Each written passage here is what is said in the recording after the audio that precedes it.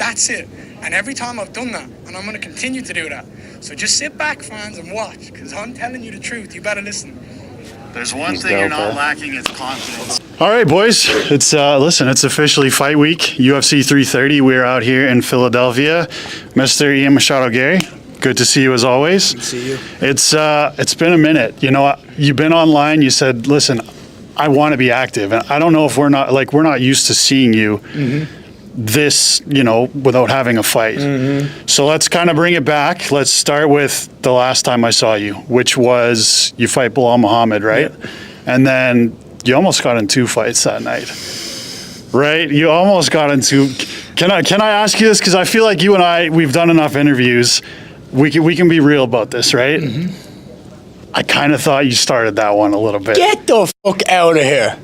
Really? I thought you did, bro. How? You and Hamzat aren't boys, right? Me and Hamza aren't boys. Okay. No, but when I go to a team and there's Arman Srukian on the ground tying his shoelace, and then I say congrats to him, I say congrats to his other coach, congrats to his other coach, and congrats to one more. And I leave one guy out, and I didn't see him, and then I go, oh shit, sorry champ, how are you? We were cool. We were fine at that point. It was only when someone stepped in between us that it was like a problem. Does that make sense? If he wanted to suplex me and put me on my skull, he would have done it when I did this to him. Does that make sense? It does. So if you look, go watch my body language again. There is no way, shape, or form when I go up to someone and I do, "How are you, dude?" and I do that's aggressive. Does that make? There's just no chance. It was purely out of respect. There was no malintention. Those guys had just won a fight. They had just had their success. I'm not trying to shit on anyone's parade. I had just, at my team there, I was just waiting to have fun. We were told to wait, move on. I didn't start shit. So the Ian Machado Garry that I know, the guy that likes to poke the bear, no ill intent. If I wanted to poke the bear, I would have slapped him in the face. Fair. That's fair. If I wanted to poke the bear and start a fight, when I seen him, I would have just slapped him. But I didn't. I shook his hand. I said, "How are you? When are we going to see you next?" And that was it. But this is the thing, though. Media likes to spin things. It was purely out of respect. Congratulations, guys. Congratulations on your fight. And then when a security guard stepped in between the two of us, and I said, "We're not going to fight each other." That was the lack of translation. Fuck. And boom. All right.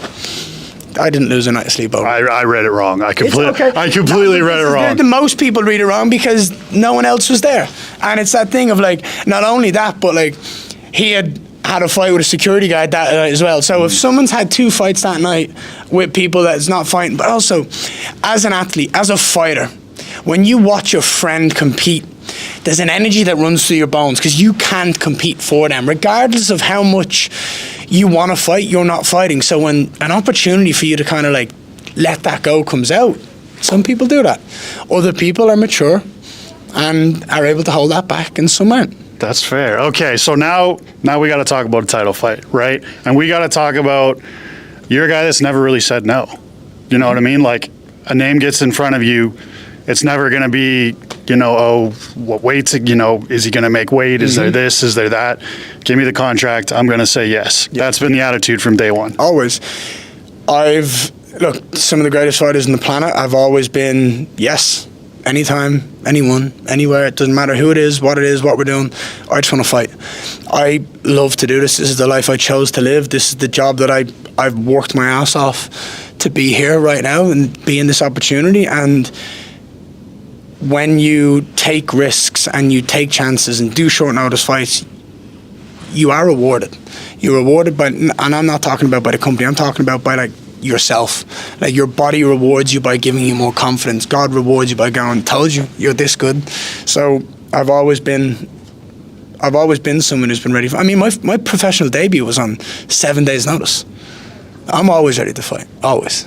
And then you said, listen, when I get this victory, the first thing I'm going to do, I'm going to go hug my family. 100%. And then as far as the fans, how are you going to be relatable? If you become the champion, how would you be relatable to the fans? In what way? Would you want to be a guy that is a champion of the people, or does that matter to you? Being a good champion, Interesting question. I'm trying to see where you want me to go with this one. Being a good champion is being a fighter that fans love.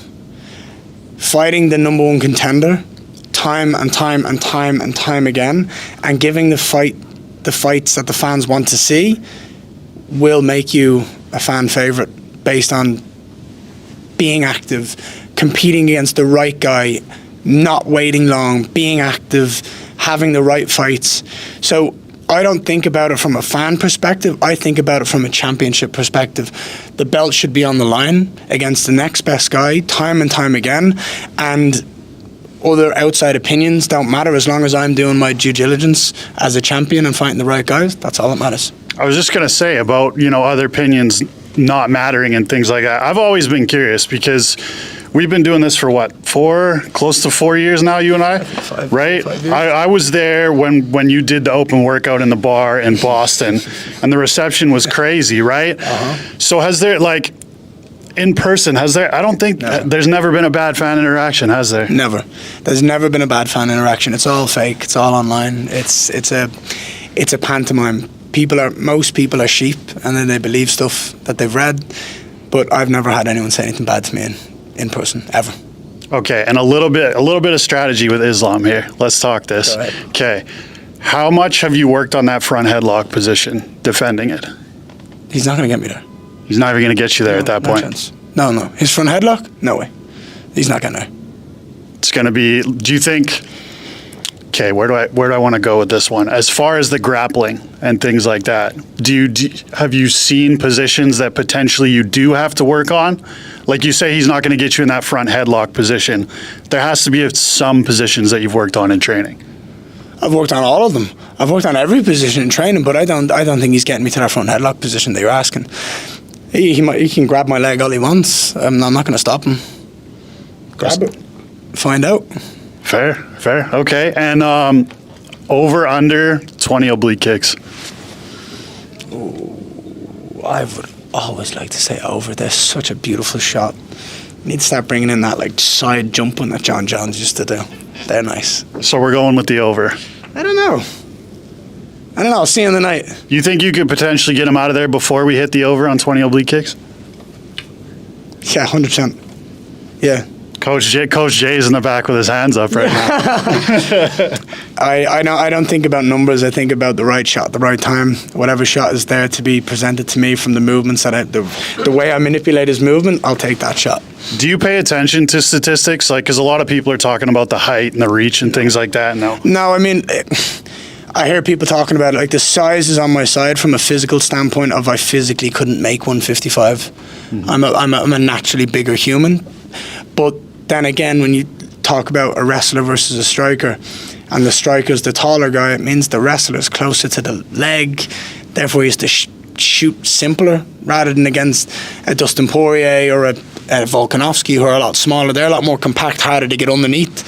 So if anything, this fight should give Islam an easier way to get the leg, but my length, my speed, my size will play in other elements. Okay, last couple. So why are you specifically the guy that's going to stop Islam from breaking the all-time consecutive wins record?